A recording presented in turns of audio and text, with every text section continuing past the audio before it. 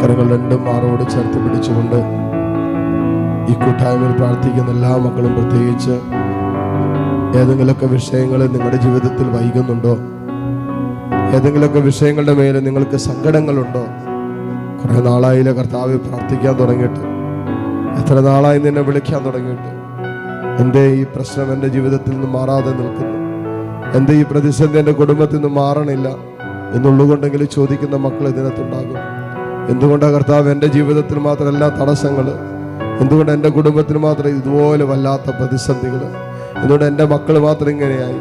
എന്തുകൊണ്ട് എൻ്റെ മകൻ്റെ ജീവിതം മാത്രം ഇങ്ങനെയായി? എന്തുകൊണ്ട് എൻ്റെ മകളുടെ വിവാഹം നടക്കുന്നില്ല? എന്തുകൊണ്ട് എൻ്റെ മക്കൾക്ക് കുഞ്ഞുങ്ങളുണ്ടാകുന്നില്ല എന്നുള്ള സങ്കടങ്ങളൊക്കെ നിൻ്റെ ഉള്ളിലില്ലേ?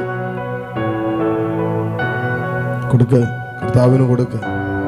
ഈ നിമിഷങ്ങളിൽ ഒരിക്കലും ദൈവത്തെ തള്ളിപ്പറയരുത്. ക്ഷണനേരത്തേക്ക് കർത്താവ് തൻ്റെ കാരുണ്യത്തിൻ്റെ കരം പിൻവലിക്കുമ്പോൾ ഒരിക്കലും ദൈവത്തെ പഴിക്കരുത്, ഒരിക്കലും ദൈവത്തെ ഉപേക്ഷിക്കരുത്. അനുഭവങ്ങളിൽ കർത്താവിനോട് ചേർന്നിരുന്ന് നീ കാത്തിരിക്കുക. മഹാകരുണയോടെ നിന്റെ ദൈവം നിന്റെ ജീവിതത്തിലേക്ക് തിരികെ വരും. മഹാകരുണയോടെയാ തിരിച്ചു വരാമെന്ന്. എല്ലാം നിനക്ക് തരുന്ന കാരുണ്യത്തോടെ, എന്റെ ജീവിതത്തിൽ നിന്നും പടിയിറങ്ങി പോയതെല്ലാം തിരിച്ചു തരുന്ന കാരുണ്യത്തോടെ കർത്താവ് തിരിച്ചു വരും. സമ്പത്ത് തിരികെ തരും, സൗകര്യങ്ങൾ തിരികെ തരും, തലമുറകളെ കർത്താവ് തരും. നിന്റെ രോഗങ്ങൾ കർത്താവ് എടുക്കും, നിന്റെ തകർച്ചകൾ കർത്താവ് എടുത്തു മാറ്റും, നിന്റെ മേലുള്ള അനർത്ഥങ്ങൾ കർത്താവ് എടുത്തു കളയും. വിശ്വസിക്ക്, ഇതാ മഹാകരുണയോടെ മഹാകരുണയോടെ കർത്താവ് തിരിച്ചു വരുന്ന നിമിഷങ്ങളാണ്. ആ വിശ്വാസത്തോടെ പ്രാർത്ഥിക്കുന്ന മക്കളെ, ജീവിതത്തിന്റെ പ്രതികൂല അനുഭവങ്ങൾ നടുവിൽ നിൽക്കുമ്പോൾ ദൈവനെ എന്നേക്കുമായി തള്ളിക്കളഞ്ഞെന്ന് ഒരിക്കലും പറയരുത്, ഒരിക്കലും പറയരുത്. മനസ്സുകൊണ്ട് പോലും ചിന്തിക്കരുത്, എൻ്റെ കർത്താവ് എന്നെ തള്ളിക്കളഞ്ഞല്ലോ, എൻ്റെ ദൈവത്തിന് എന്നെ വേണ്ടല്ലോ എന്ന് പറയരുതേ. നിന്റെ ദൈവത്തിന് നിന്നെ വേണം, നിന്റെ ദൈവത്തിന് നിന്നെ വേണം, നിന്റെ ദൈവത്തിന് നിന്നെ വേണം. മോളെ, ആരാ പറഞ്ഞ വേണ്ടെന്ന്? മോനെ, ആരാ പറഞ്ഞ നിന്റെ ദൈവത്തിന് പോലും നിന്നെ വേണ്ടെന്ന്? എന്തേ നിന്റെ ഉള്ളം അത് പലവട്ടം പറയുന്നു? എന്തേ ഇന്നലകളിൽ പലാവർത്തി നീ അത് ഏറ്റു പറഞ്ഞിട്ടുണ്ട്? നിന്റെ ദൈവത്തിന് നിന്നെ വേണം, നിന്റെ ദൈവത്തിന് വേണം, നിന്നെ ആർക്കും വേണ്ടേലും നിന്റെ ദൈവത്തിന് നിന്നെ വേണം. അത് വിശ്വസിക്കുക. മഹാകരുണയോടെ തിരിച്ചു വരുന്ന ഒരു ദൈവം ഈ അൽത്താരയിലുണ്ട്. ഇതാ ദൈവത്തിന്റെ കരുണ ഈ അൽത്താരയിൽ നിന്ന് നിന്നെ ഉറ്റുനോക്കുന്ന നിമിഷമാണ്. ദൈവം തന്റെ കാരുണ്യത്തിൽ തന്നെ നിന്നെ കണ്ടുകൊണ്ടിരിക്കുന്ന സമയമാണ്. മഹാകരുണയോടെ നിന്നെ വീക്ഷിക്കുന്ന നിമിഷമാണ്.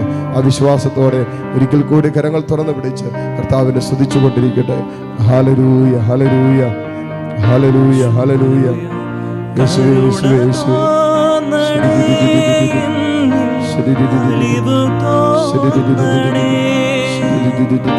പാപിയാണു ഞാൻ നാഥ, പാപിയാണു ഞാൻ. കരുണ തോന്നണേ,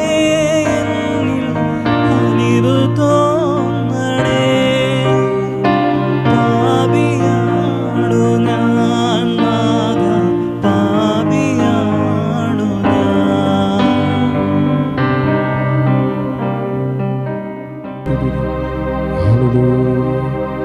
മുട്ടുകുത്താൻ സാധിക്കുന്ന എല്ലാ മക്കളെ നിമിഷം മുട്ടുമലായിരിക്കും.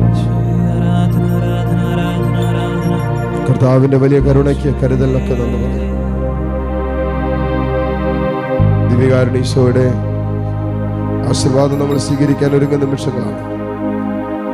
കർത്താവെ, നീ കാണിച്ച കാരുണ്യത്തിന് നന്ദി പറയുന്നു. കർത്താവ്, നീ ഞങ്ങൾക്കായി വെളിപ്പെടുത്തിയ നിന്റെ സ്നേഹത്തിന് ഇതാ നന്ദി പറയുന്നു.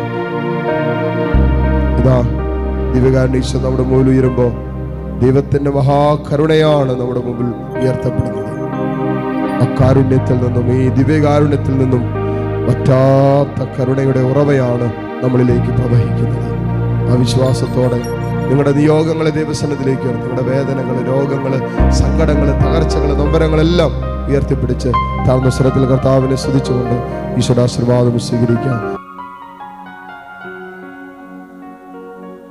പരിശുദ്ധ പരമ ദിവ്യകാരുണ്യത്തിന് എന്നേരവും ആരാധനയും സ്തുതിയും പുകഴ്ചയും ഉണ്ടായിരിക്കട്ടെ.